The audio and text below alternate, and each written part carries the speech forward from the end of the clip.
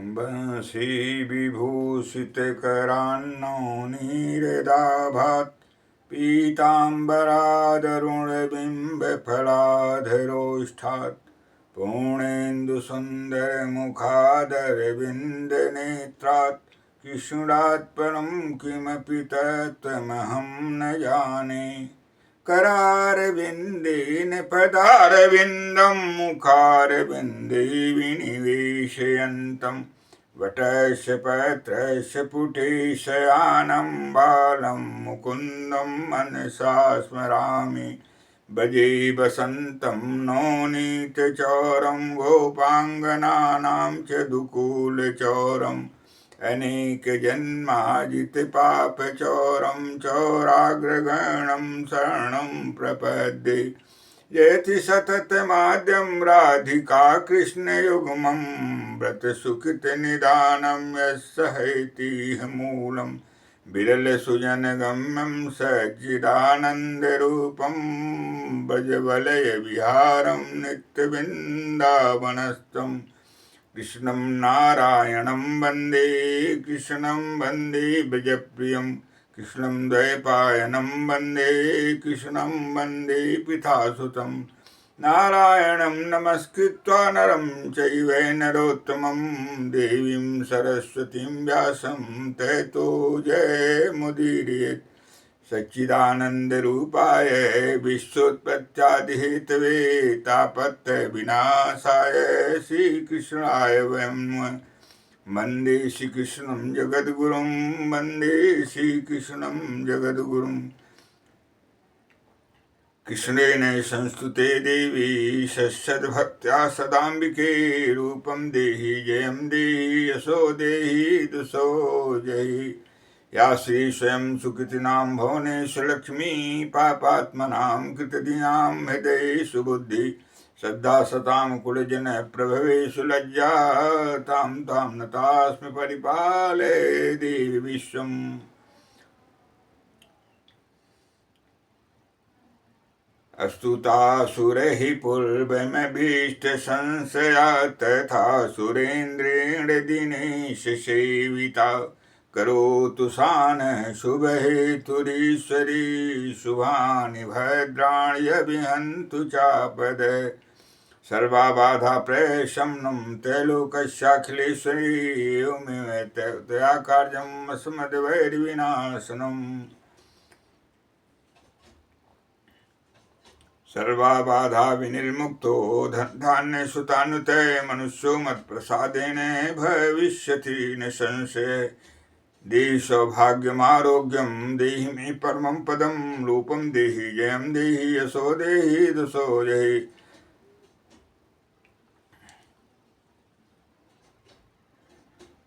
कर्पूरगौरं करुणावतारं संसारसारं भुजगेन्द्रहारं सदा रमन्तं हृदयारविन्दं भवं भवानीं सहितं नमामि।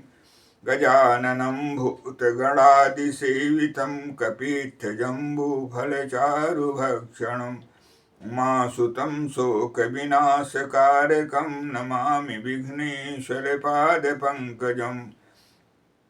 वक्रतुण्ड महाकाय कोटिसूर्य समप्रभ निर्विघ्नं कुरु मे देव सर्वकार्येषु सर्वदा।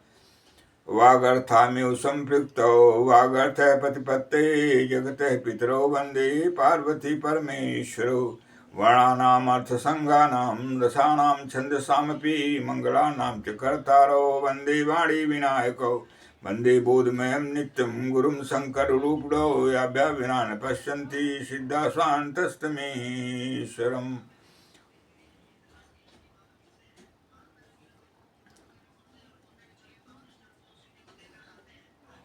सानन्दमानन्दवने वसन्तम् आनन्दकन्दं हतपापबिन्दं वाराणसीनाथं नाथनाथं श्रीविश्वनाथं शरणं प्रपद्ये। सुरवरसुरगुरुपूजितलिङ्गं सर्वसमुद्भवकारणलिङ्गम् अष्टदरिद्रविनाशितलिङ्गं तत् प्रणमामि सदा शिवलिङ्गम्। नीलाम्बुजश्यामलकोमलाङ्गं सीतासमारोपितवामभागं पाणौ महासायकचारुचापं नमामि रामं रघुवंशनाथम् आपदामपहर्तारं दातारं सर्वसम्पदां लोकाभिरामं श्रीरामं भूयो भूयो नमाम्यहम् शान्ताकारं भुजगशयनं पद्मनाभं सुरेशं विश्वाधारं गगनसरिसं मेघवर्णं शुभाङ्गं लक्ष्मीकान्तं कमलनयनं योगिभिज्ञानगम्यं वन्दे विष्णुं भवहरं सर्वलोकैकनाथम् हरे राम राम राम सीताराम सीताराम हरे राम राम राम सीताराम राम राम हरे राम राम राम सीताराम सीताराम हरे राम राम राम सीताराम सीताराम हरे श्याम श्याम श्याम राधे श्याम राधे श्याम हरे श्याम श्याम श्याम राधे श्याम राधे श्याम हरे राम राम राम सीताराम सीताराम हरे श्याम श्याम श्याम राधे श्याम राधे श्याम हरे श्याम श्याम श्याम राधे श्याम राधे श्याम। आज हमारा विषय है आप लोगों के बीच में महात्माओं के स्वाभाविक गुण क्या हैं, कैसे आप पहचान करेंगे ये महात्मा हैं, वास्तव में शुद्धांतःकरण महात्मा हैं अथवा महात्मा के रूप में कालनेम के रूप में आप लोगों के बीच में है। यह पहचान उनके विशेष गुण के माध्यम से हमें और आपको पूरी तरह से पूर्ण रूप से जानकारी प्राप्त हो जाती है कि वास्तव में शुद्ध अंतःकरण महात्मा है अथवा महात्मा के रूप में वंचक के रूप में कालनेमी के रूप में हमारे और आप रूपों के बीच में विचरण कर रहे हैं। आइए श्रवण करें इस संदर्भ में वचन नीति वचनम महात्माओं के स्वाभाविक गुण। विपदि धैर्य मथाभ्युदये क्षमा सदसि वाक्पटुता योधि विक्रमः यशस्वी चाभिरुचिर्व्यसनो सुतौ यशस्वी चाभिरुचिर्व्यसनं सुतौ प्रकृतिसिद्ध्यमिदं हि महात्मनाम् विपदि धैर्यमथाभ्युदये क्षमा सदसि वाक्पटुता योधि विक्रमः यशस्वी चाभिरुचिर्व्यसनं सुतौ प्रकृतिसिद्ध्यमिदं हि महात्मनाम्। विपदि धैर्य, आप विपत्ति काल में धैर्य धारण करने की स्थिति सर्वदा जिनके अंदर वर्तमान रहती हो, हमेशा हमेशा विपत्ति में जो धैर्य धारण करने की शक्ति से परिपूर्ण है। विपदि धैर्य मथाभ्युदयो क्षमा, अभ्युदय क्षमा, और जब पूरी तरह से संपन्नता हो जाए पर उस समय पूरी तरह से संपन्नता होने के बाद सर्व तरह से शक्ति संपन्नता होने के बाद भी जिनके अंदर क्षमा का गुण पूरे रूप से पाया जाता हो, वे महात्मा के स्वाभाविक गुणों के अंतर्गत आते हैं। सदसि वाक्पटुता युध विक्रम, सभा में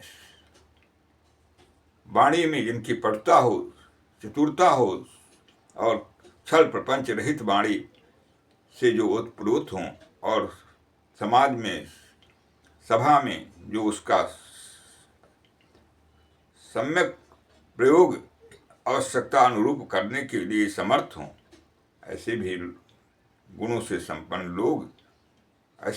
संपन्न लोग विशुद्ध महात्मा के अंतर्गत आते हैं। सदस्य वाक्पटुता युधि विक्रम, और युद्ध क्षेत्र में रणांगण में जो युद्ध के कौशल में पूरी तरह से परिपूर्ण हो, किसी भी प्रकार की कमी जिनके अंदर न हो। यशस्वी चाभिरुचिर्व्यसनं सुतौ, जिनके अंदर यश कीर्ति की कोई भी इच्छा लेश मात्र भी न हो, अर्थात यश कीर्ति की प्राप्त करने के संदर्भ में जो कभी भी चिंतन तक नहीं करते हैं, प्राप्त करने की स्थिति तो दूर रहे, अर्थात कभी भी यश चिंतन के चक्कर में जो नहीं फंसते हैं, यश चक्कर से बिल्कुल उदासीन भाव से जो उसमें रहते हैं। यशस्वी चाभिरुचिर, अन्य यश के बारे में जिनकी अभिरुचि नहीं होती है, बिल्कुल पूरी तरह से उदासीन अवस्था में यश प्राप्त होने के बाद भी जो रहते हैं। व्यसनम सुतौ, और जो वेदों के अध्ययन में, वेद के वाणी का श्रवण करने में और वेद से जुड़ने में और निरंतर वेद के साथ अपना पूरी तरह से सम्यक प्रकार से समय, बुद्धि, विवेक, वेदानुकूल आचरण करने में और वेद की वाणी का श्रवण करने में जो हमेशा अपने समय का प्रतिदान करते हैं। प्रकृति सिद्धिमिदं हि महात्मनाम, ऐसे स्वाभाविक जन्मजात गुण जिनके अंदर प्राप्त हों, वे ही वास्तव में सिद्ध पुरुष महात्मा के अंतर्गत प्रकृतितः जन्मजात गुण जिनके अंदर पाए जाते हों, वे वास्तव में महात्मा की कोटि में गणना उनकी की गई है। ऐसा नीति वचन में, नीति शास्त्र में, पंचतंत्र में हमें और आपको देखने को मिलता है। अतएव महात्माओं के जो स्वाभाविक गुण हैं, उनके गुणों का वर्णन जो कुछ भी उपरोक्त किया गया है, उसके आधार पर उनकी वास्तविकता का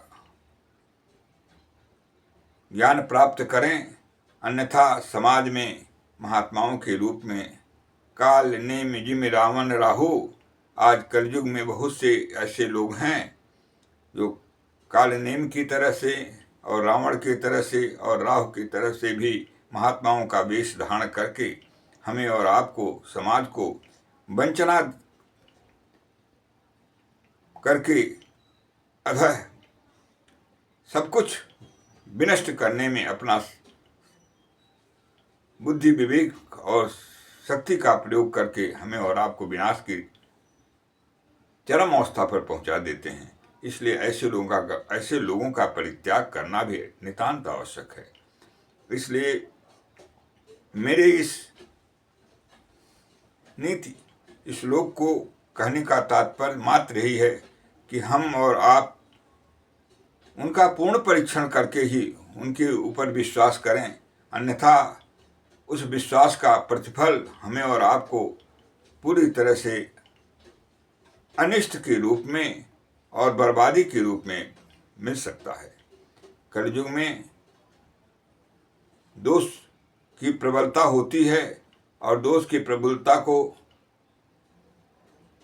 प्रभु की कृपा, शुद्धांतःकरण संतों की वाणी का और उनके समागम का ही एकमात्र आधार है जिसके द्वारा हम और आप बच सकते हैं।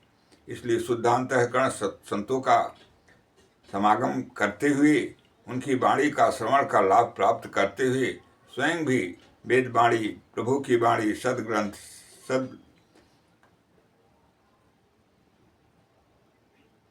बुद्धि प्राप्त करते हुए अपने जीवन को वास्तव में जो प्रभु की कृपा से जो मानव शरीर मिला है, उसका शुद्ध प्रयोजन प्रभु की प्राप्ति करने में नियोजित करें और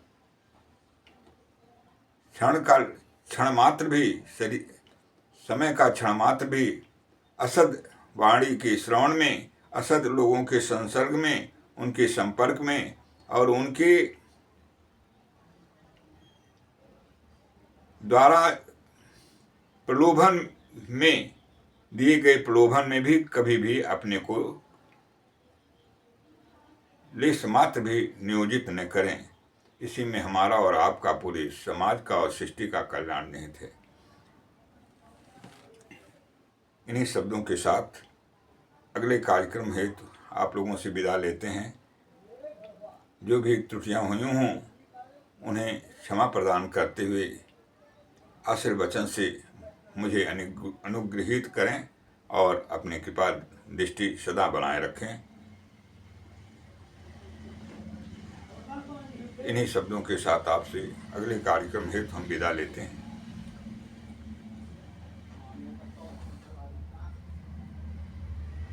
सर्वे भवन्तु सुखिनः, सर्वे सन्तु निरामयाः, सर्वे भद्राणि पश्यन्तु मा कश्चित् दुःखभाग् भवेत्।